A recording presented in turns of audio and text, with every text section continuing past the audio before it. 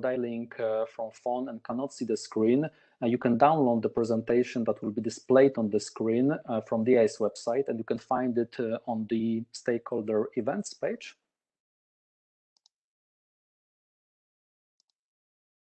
So just to mention that this session will include several elements. So first, my colleague Yasuaki Ohara will provide some background introduction, and then we will move through 3 public sessions. First, the public session of the issues paper on insurer culture, then the public session of the application paper on supervisory colleges, and the third one is the public session on application paper on combating money laundering and terrorist financing. So with this, I will hand over to my colleague Yasuaki.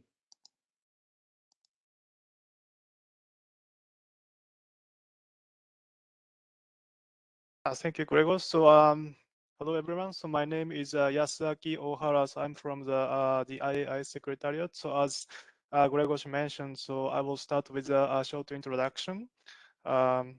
So the IAIS is an international standard-setting body responsible for developing and assisting in the implementation of material related to insurance supervision.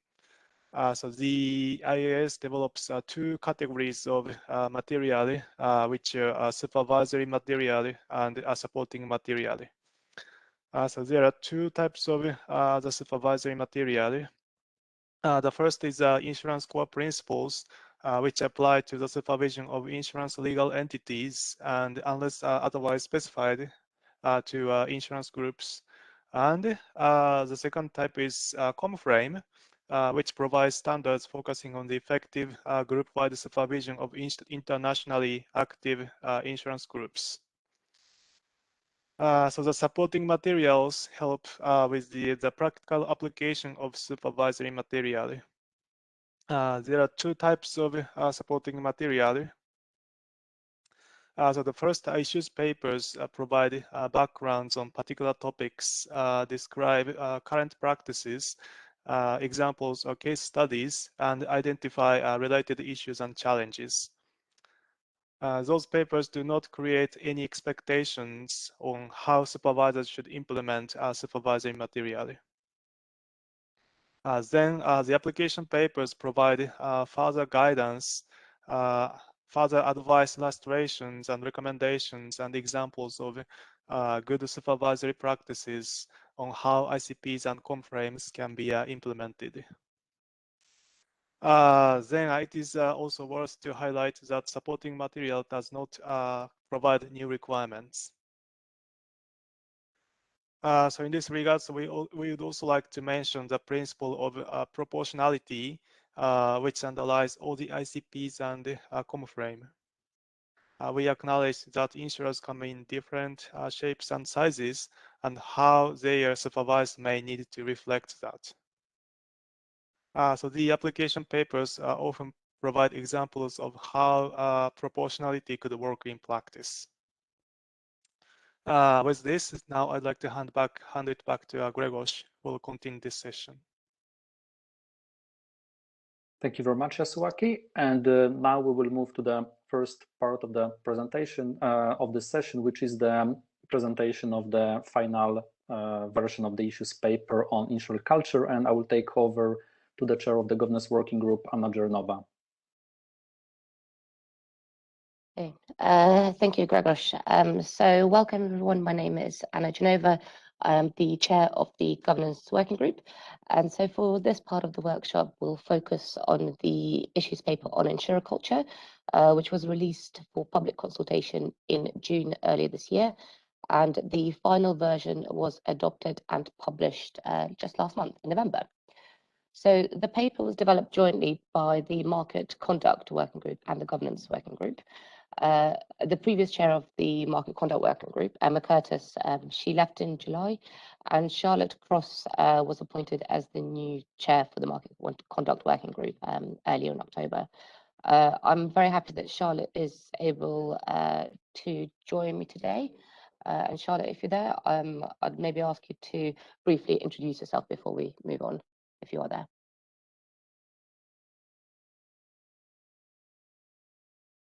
Unfortunately, Charlotte was not able to join us today. So, yeah. Oh, sorry, that's absolutely right. So, in which case, then we'll move on onto the next slide.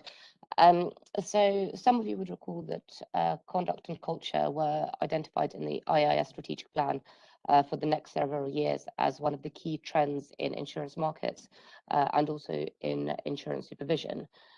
Issues relating to culture are of increasing importance to both conduct and prudential supervisors.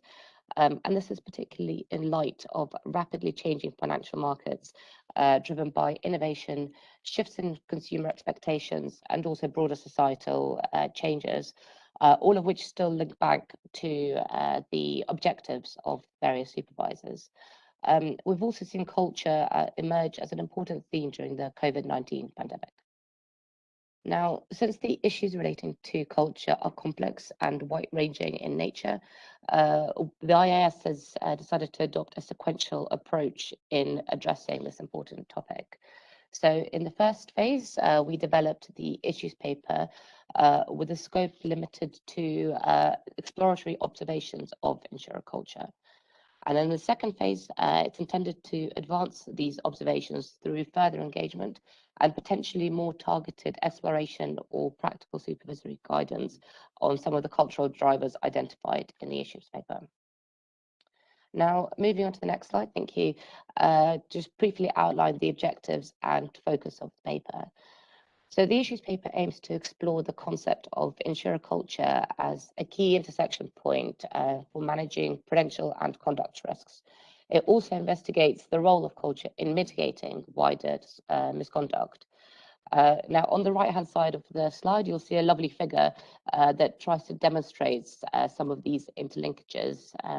Now, naturally, this is a simplified way of showing these links, and we've got a copy of this diagram in the paper as well, but hopefully through that you can see some of the key issues that we have considered in the issues paper. In the paper, we also highlight that culture helps provide the supervisor with important insights into the driving forces behind decisions and practices within the insurer. And this in itself can facilitate more timely and effective identification of both prudential and conduct concerns by both the supervisor and the firm. In this context, the paper also highlights that effective insurer cultures are essential for maintaining public trust and confidence in the insurance sector's ability to deliver on its commitments to policyholders. And then last but not least, the paper also includes a range of examples and case studies to show how selected cultural drivers can result in both positive and negative prudential and conduct outcomes, which we hope also makes the paper a bit more practical for the readers. So here we just talk briefly about the structure of the issues paper, and I've already talked a bit about what's covered in section 1 and 2, so I won't go through that, but instead focus on section 3. Now, as I mentioned earlier, the paper describes how cultural drivers can influence certain prudential and conduct outcomes within an insurer. Now, as culture has the potential to be a very broad topic, for the exploratory stage of the work, we targeted our focus on the cultural drivers that are listed in the bottom of the slide. Now, while this is not an exhaustive list, we see these particular drivers as playing an important role in informing decisions and behaviors in basically every aspect of an insurer's business. And many of these drivers also have a correlation to some of the ICPs that the IAIS has set out. So in this context, it's beneficial for both supervisors and insurers to understand how these elements can influence an insurer's culture. This in turn may reinforce certain behaviors and practices that can either increase or just decrease the risk of occurrence of widespread misconduct.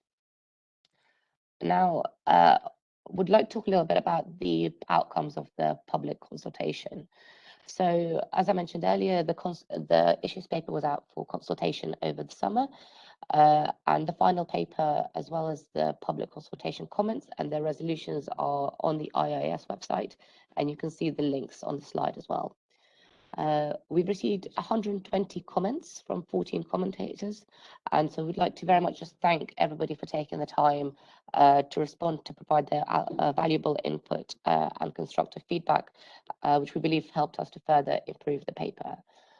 So briefly, I'll just look to cover the main themes raised in the paper and how we responded to those. So looking at some of the overarching comments, generally commentators acknowledge the importance of insurer culture in delivering good outcomes for insurers and policyholders. And so we were very happy to take note of these positive comments. Some commentators questioned why the examples in the paper were not limited to conduct issues. Now, this is because we see effective insurer culture as important for both sound prudential management and the fair treatment of customers. And this is one of the main messages in the paper, and we have seen this through practical examples as well of when insurer culture goes wrong. Many commentators also provide granular details on examples of supervisory practices and tools for assessing insurers' culture. So these have been noted with thanks, and we will keep them in mind for the next phase of our work on this topic. There were also some voices that stated that supervisors should not deal with issues as subjective as culture. And there were also concerns that the IAIS would develop new regulatory requirements or a uniform standard for insurer culture. Now, in our view, the paper is clear that the concepts are well established in the ICPs, so in that sense, they're not new, and the paper does not attempt to create new or additional requirements. We also emphasize that, in our view, it is not appropriate to ascribe one right or good culture, and in that sense, we highlight examples of potential drivers, again, that are both positive and negative when it comes to culture and outcomes. And there were also some requests for further stakeholder outreach and dialogue prior to developing following-up work to the paper. So this has been noted with thanks, and we will keep this in mind as we plan our further work on this topic. On the next slide, you'll also see the list of the more substantial textual revisions made to the draft paper. I'm not proposing to go through this list, but I would only like to mention that in most cases, the changes were made to streamline the wording, to clarify the language, or to make it more balanced. So again, thank you for those who provided comments on that. And then last but not least, I would like to briefly talk a bit about the next steps and follow-up work for the governance working group. So as part of the discussions on the roadmap, the IAIS recognized interlinkages between insurer culture and other topics, and in particular diversity, equity, and inclusion, or DE&I, and also how these links to remuneration. As a consequence, there'll be some relevant work undertaken in 2022, and so I'll highlight two aspects in particular. The first is around the exploratory work on remuneration issues, which started earlier this year. As part of this work, we're performing a stocktake analysis of the different approaches to remuneration with the aim of identifying outstanding issues that would be beneficial for the IAIS to address in the future. The outcome of this work would be presented to the IAIS parent committees in June next year with recommendations for next steps.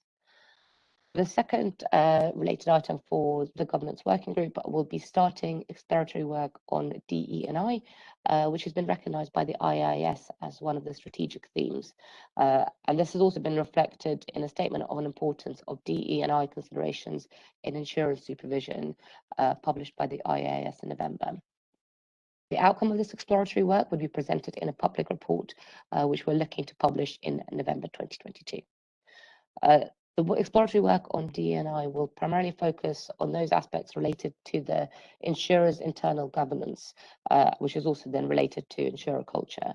This link is also highlighted in the conclusions of the culture issues paper. So going forward, we will consider combining the work on DE&I beyond 2022 with some of the observations that we have highlighted in the issues paper on insurer culture. So you will see more of that in the future. And I would also like to just stress that further dialogue with stakeholders will be an important aspect of our work. And so we're already looking at possible options of stakeholder engagement as part of this project as we progress to take it forward. So I was going to pause here and open up the floor to questions. I think as mentioned earlier, please use the Q&A functions to type in your question, or if you'd like to ask it verbally, then please use the raise hand functions to request to be unmuted. Thank you.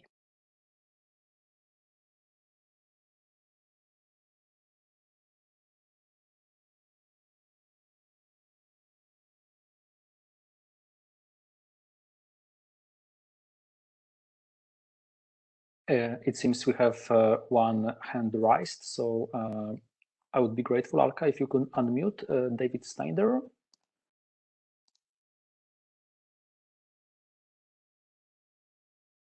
Morning and good afternoon. Thank you for this session. My name is David Snyder with the American Property Casualty Insurance Association. I also currently chair the Global Federation of Insurance Associations Governance Working Group and Market Conduct Working Groups. I want to thank you for the opportunity to participate today, and I wanted to offer the opportunity and willingness on the part of those groups to engage with you in any further work regarding culture or other relevant topics. So please keep that in mind. We represent a very broad cross-section of the industry, small companies, medium companies, and large global insurers. So we're very anxious to bring these perspectives to your work in the future, hopefully with more dialogue than the formal consultation process. I think what you heard from comments on both was concern about the danger that the same culture could be looked at as generally good by some supervisors and not by others, and could lead to conflicting supervisory requirements in the future, and also a concern that something as subjective as culture might lead to supervisory requirements that exceed those established by legislation and regulation. As well as a danger of too much intrusion into the company's internal operations. So those are general concerns, and I wondered if you could address them.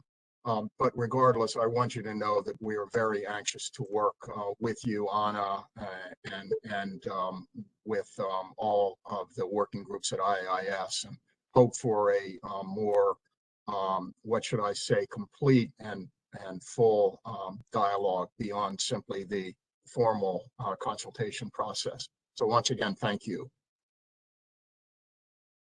Brilliant. Well, thank you very much, David. And yes, very much take the interest with pleasure on wanting to work with us further as we take this further, continue this work. So I think on your point of concern, I guess, regarding whether you're concerned that there is a risk, I guess, that we prescribe a particular type of culture, or whether we say that that there's different approaches to what is a good culture. So I think in some ways that's a very fair concern, because a culture is not that easy to measure, and it's not unlike other aspects of soundness of institutions, there's not necessarily quite as many quantifiable indicators or quantitative metrics that you could use, and so there is a lot more judgment involved in some ways. To that end, again, this is one thing that I mentioned earlier, and we've highlighted in the issues paper, because again we recognize these concerns, is that we don't have a kind of a right culture in mind, and we're not saying that a particular type of culture will work in all circumstances. But I think the way we have tried to approach it is to say that there are particular outcomes or drivers that we should be on the lookout for, and from a regulatory perspective, but also from a firm specific perspective, it's looking to see what is it that can what aspects within a culture can lead to adverse impact and implications for consumers and for customers and policyholders, but also to the financial soundness of the institution. And it's actually bringing up some of these common themes that we have seen across different, either our own past experience, but also from various literature as well. And so it's those aspects that we're trying to kind of highlight, that if you're seeing some of these, kind of looking at some of these interlinkages, it's worth considering those. Exactly, we don't go as far as saying this is exactly what it should look like, but also these are the sort of areas that as a supervisor or even as a firm looking at its own culture, these are the sort of areas that you might want to have a look at and ask questions around if you're looking to assess, kind of, or get a sense of what an institutional culture is like. I hope that answers your question. Yes, thank you so much for that. And one further comment, I note that future work is suggested on DE&I, and our members are very anxious to share with supervisors what they are doing to improve their diversity of their management as well as their workforce. And finally, the issue of remuneration, please keep in mind that that's a highly sensitive issue for companies who are already subject to various requirements and who are in an intensely competitive market. So we hope those things will be taken into consideration in the future. But again, I want to end where I began. We very much look forward to working with you on future work on this. Thank you. And yes, very much take the point that I should say both remuneration and DE&I are both very sensitive topics. So we're keen to, this is part of the reason why we are taking the work in stages, so that we can also benefit from the experience of the rate kind of various stakeholders, because we know that this is something that a lot of institutions are looking at, and it's an areas that are of great interest.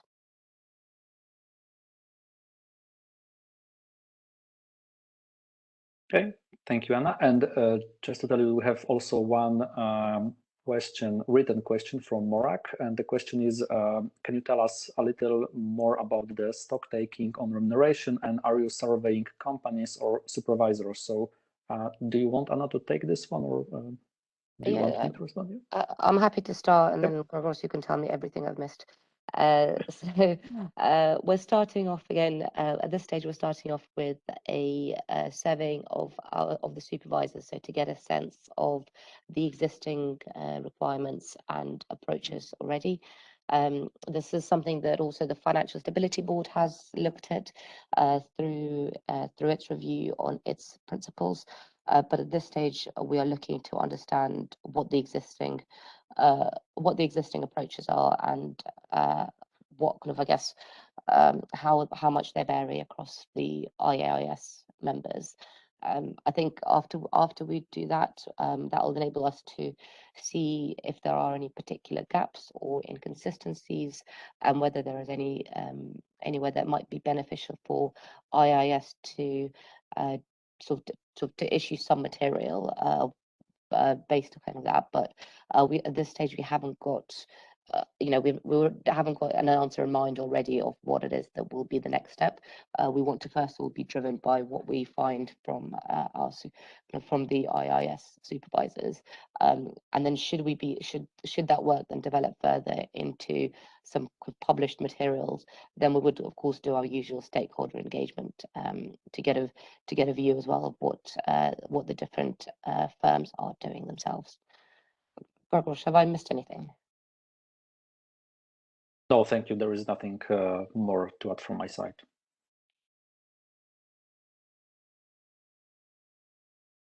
Okay, so I will just check if we have any further questions about the. It seems we do not have any additional questions on this topic. Okay, thank you very much. Thank you very much, Anna. And now we will move to the next part of the event, which is a presentation of the application paper on supervisory colleges. And now I will hand over to Rob Curtis, the chair of the Insurance Group's working group. Gregos, and morning, afternoon, evening, everyone. And I am Rob Curtis, and as Gregos said, chair of the Insurance Working Group. Although the IAIS has recently announced that the IGWG will be put into hibernation for at least the next 12 months due to the capacity constraints of the Secretariat and other work items that is on generally. So this will in fact be my last update as well, I must admit. My contract with the insurance authority here in Hong Kong has finished, and I've decided not to renew. I'm going to go back to industry. So with that, just so let stakeholders know that it's been an absolute pleasure working with everyone, and thank you also for your valuable comments over the years as we've progressed on the application paper on supervisory colleges. Now, as we've mentioned before, part of the webinar is focused on the draft revised application paper on supervisory colleges. This paper was subject to public consultation earlier this year and was subsequently adopted last month. So that's all the good news. In terms of background, just briefly going through some of that. The application paper on supervisory colleges, I think many of the observers will note, was originally adopted by the IAIS in 2014. And given all of the relevant developments that took place since then, including revision of the ICPs and adoption of CONFRAME in 2019, the paper effectively became outdated and needed to be revised. So in this context, the objective of the revision was really to reflect and update the content of the ICPs, in particular ICP 3 and ICP 25, as well as relevant CONFRAME material. So we also updated the paper to include relevant up-to-date supervisory practices related to organisation of supervisory colleges and the supervisory cooperation within colleges itself. Now, as part of the revision, the paper was also streamlined significantly and focused on aspects most relevant from the stakeholder perspective. And I think many of the commentators welcomed this change as well. At the same time, the more granular aspects of internal supervisory cooperation within colleges, irrelevant from the industry perspective in that sense, have been moved to a separate document, and this material is only available to supervisors, being the IAIS members. So all of the internal workings, if you like, which are really not relevant for others, has been moved to an implementation guide, effectively for supervisors only. So with this updated and streamlined application paper, we aimed at fostering the understanding of activities of what the supervisory colleges are doing, as well as explaining the role and the involvement of insurers in the operation of supervisory colleges themselves. So in terms of the next slide around structure and content of the application paper itself, on this slide you can see the structure of the application paper. It's fairly straightforward, which has not changed as compared to the consultation draft. As you can see, the paper covers a broad range of issues. Section 2 describes the process of establishing a supervisory college and possible approaches to the structure and membership of colleges. Section 3 focuses on coordination arrangements, which are used to establish a framework for supervisory college operations. And we also elaborated on exchange of information. And in this context, we pay particular attention to protecting confidential information shared within supervisory colleges, because we know that was also a concern for many of the industry observers. In section 4, we highlight that a supervisory college is a permanent platform for supervisory cooperation and coordination. And this section also describes a planning activity, including development of supervisory colleges and work plans and conducting group-wide risk assessment.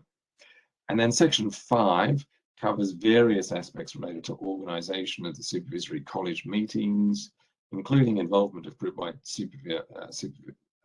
group-wide senior management in supervisory college meetings themselves. And it also describes possible follow-up actions, such as feedback from the group-wide supervisor to the insurance group.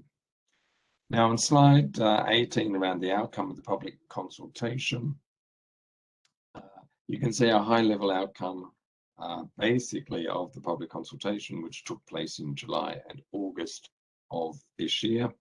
We received less than 50 comments from 5 commentators. Those numbers are not high compared to other papers, but this paper is also relatively short in nature. And in that regard, I'd like to thank all of the commentators for your feedback, which was very useful in improving the paper, obviously before its finalization. The final paper was published last month, as well as public consultation comments and their particular resolution. And the links to all documents are provided on the slide. Now, in terms of slide 19, the main comments and their resolution and how we dealt with them, you can see the description of effectively the main issues that were raised by commentators and those issues and how they were addressed. There was general support for the revised application paper in totality. In this context, some commentators emphasized references to the proportionality principle and the importance of confidentiality in information exchange. And of course, we took notice of these comments. In some cases, it was suggested to revise text that is a quotation of the ICP standard or guidance. In such situations, we didn't make necessarily changes in order to keep consistency with the content of the IAIS supervisory material itself. Some commentators suggested that the planning of supervisory college activities should include consultation with the group-wide senior management. It's the IAIS view that supervisors should not consult the planned activities of a supervisory college with the insurance group per se. However, supervisory colleges should consider, of course, circumstances of the group and information received from the group when planning its activities. In addition, we support a dialogue between the supervisory college and the group, and the application paper really establishes and encourages supervisors to facilitate this dialogue. There were also questions about the phrase group-wide senior management representatives in the context of attendance of at supervisory college meetings.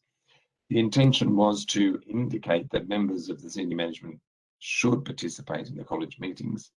The wording has been adjusted to clarify this. At the same time, we explained in resolution of comments that if the group is represented by individuals not being members of group-wide senior management, that those individuals should be senior enough to be able to discuss relevant matters with the college.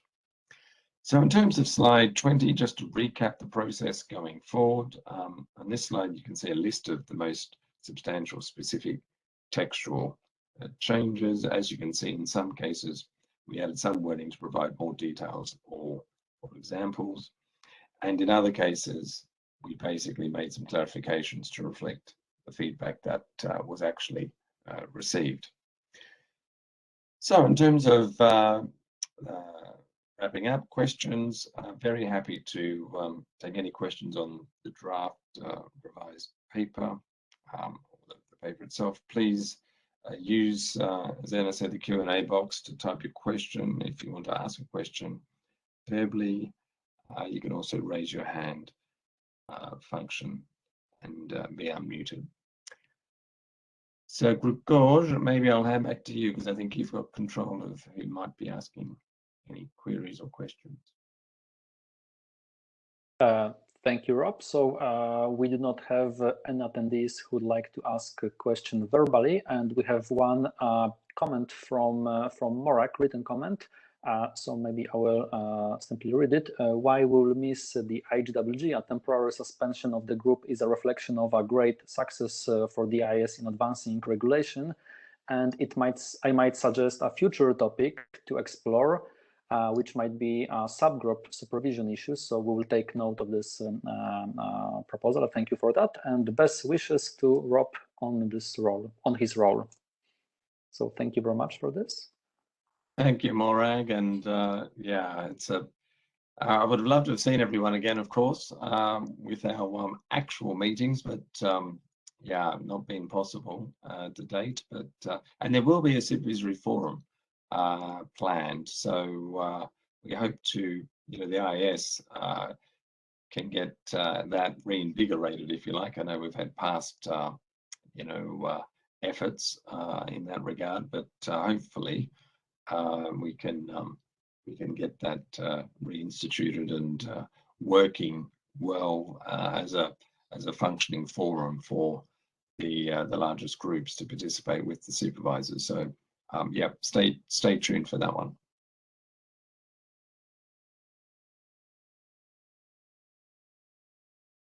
Thank you very much, Rob. So it seems there are no further questions or comments from the attendees. Great, thank you all. And well, I no doubt see many of you back in industry on the other side very soon. So take care. Thanks, Grzegorz. Thank you, Rob.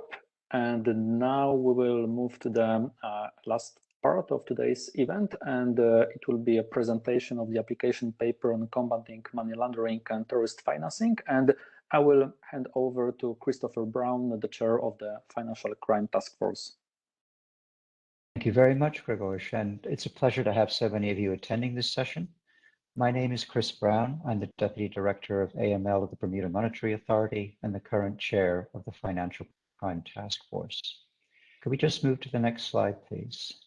Okay, so we're launching today the revised application paper on combating money laundering and terrorist financing, which was adopted last month. It was certainly due for revision, as the previous version was issued in October of 2013.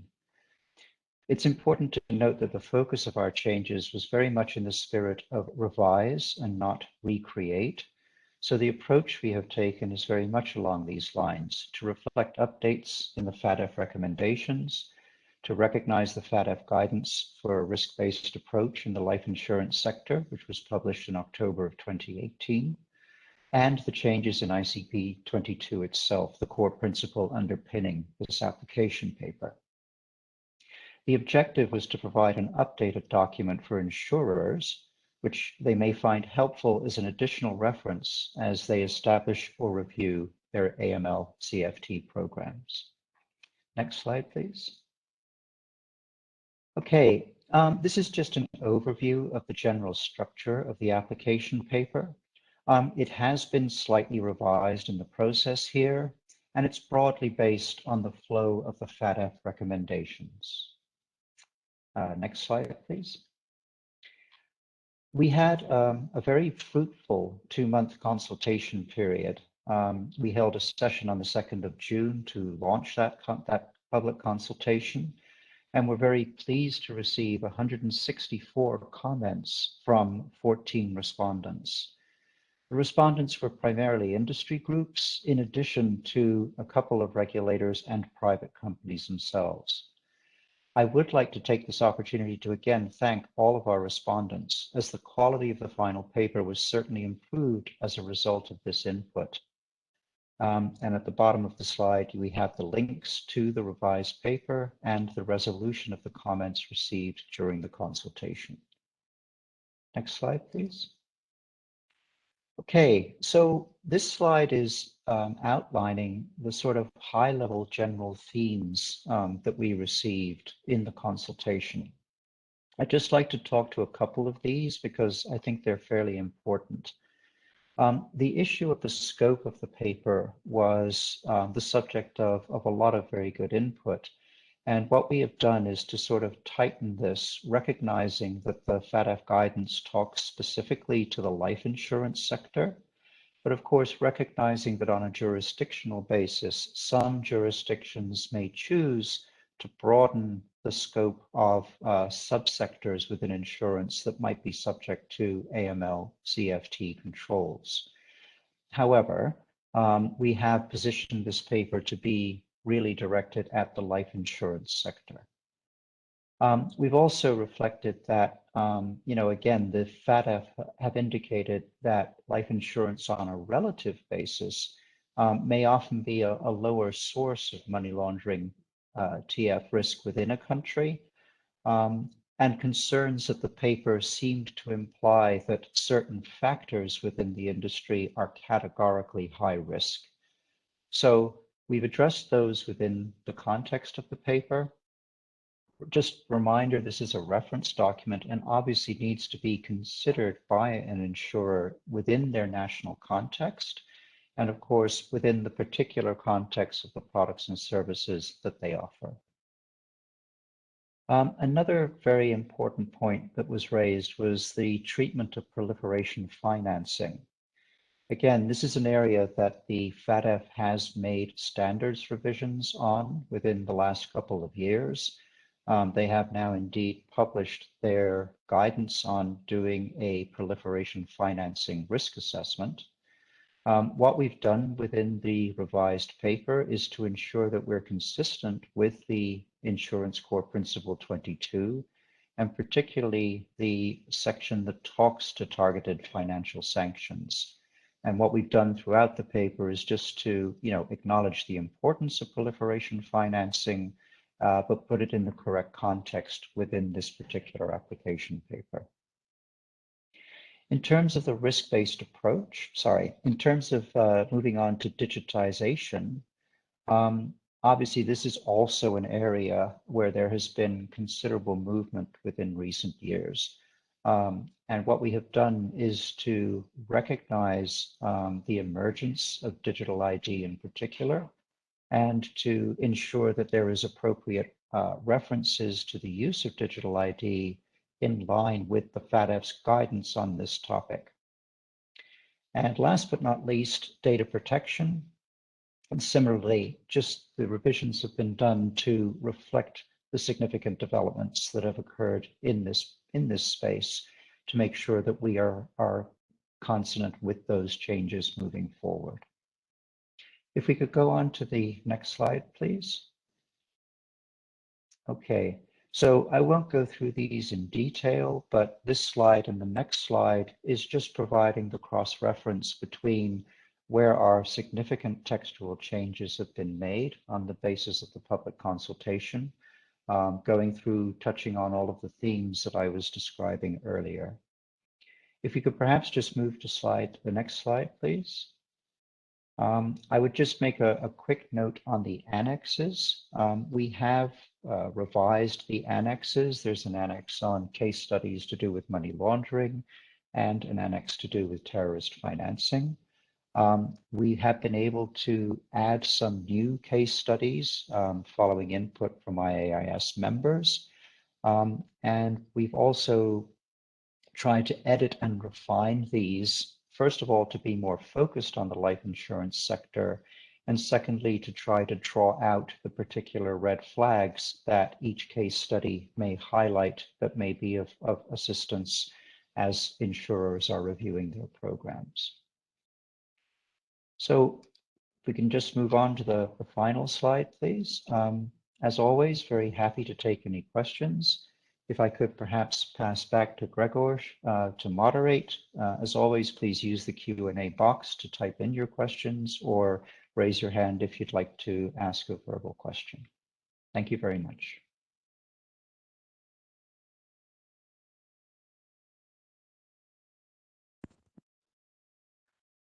Thank you very much, Chris. So actually, for this particular section, I'm going to handle those questions. Thank you. As Chris mentioned, so if you have any question, if you want to make oral intervention, so please raise hand on WebEx, or if you have any written questions, please use chat functions. And so for now, I don't see any hands raised, but I do see one chat question. So, so Chris, if I may, I will read this. So could you please take it? So, so this is from Robert Walsh. So this says, this is a very good piece of work. While the related ICP was updated relatively recently, is it thought that any further updates might be merited to the ICP for alignment with the revised application paper? Okay, so I would just sort of highlight cart and horse here. The ICP is the sort of leading document, and then the application paper is really intended to, further give guidance on the ICP itself. At the current time, I don't think we have any plans to review the ICP itself. Obviously, we're continuing to monitor developments in this space. The IAIS is an observer organization to the Financial Action Task Force. So we're obviously keeping very tight with the direction of change that they are driving here. And if there are things that we feel merit consideration of the ICP, we will, of course, take those into consideration.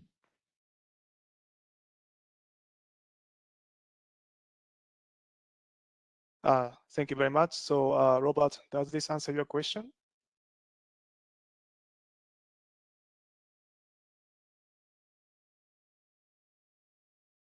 Okay, yes, thank you very much. So just to check, so yeah, is there anybody else who has any questions?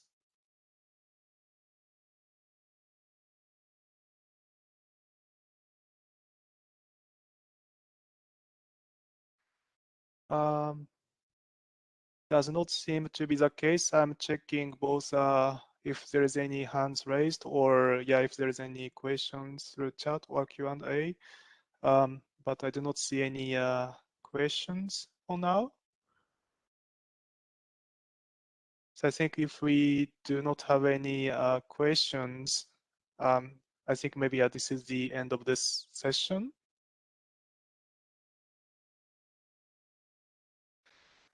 Okay, so without any further questions, so I'd like to thank to all those attendees listening to this session, and also thank you to Chris for his presentation. Now I'd like to hand it back to Grzegorz. Thank you very much, Yasu. So I would like to thank all the panelists for presenting the papers and all the attendees to join us today. And just to remind you that the recording of this session will be available on the IAIS website, and the presentation is already there, and all the papers are, of course, also on our website. So thank you very much, and have a good day or a good night, depending on where you are. Thank you. Thank you very much for joining.